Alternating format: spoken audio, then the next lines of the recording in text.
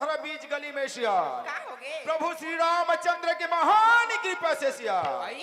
भूमि four के महावीर बजरंग बली प्रकट हो गए सिया ए कई बजरंग वाली प्रकट हो गई हवे और तोहरे से दुखियारी महिला के बात ना काला बताओ सिया का होगी गा एक रद्द दावत है एक रद्द जावत है सिया खबर दई काबर का थसिया जे महिला ला भगवान ह 200 साल से ओकर कोरा में लोग लइका नहीं दे सिया हरे राम राम ओला कोरी कोरी आबाद लइका दे सिया मनोकामना पूर्ण करते हर मनोकामना पूर्ण करता हो जल्दी मांग ले सिया बहुजा के मांग ले तू आई पा पर तो बजरंग बली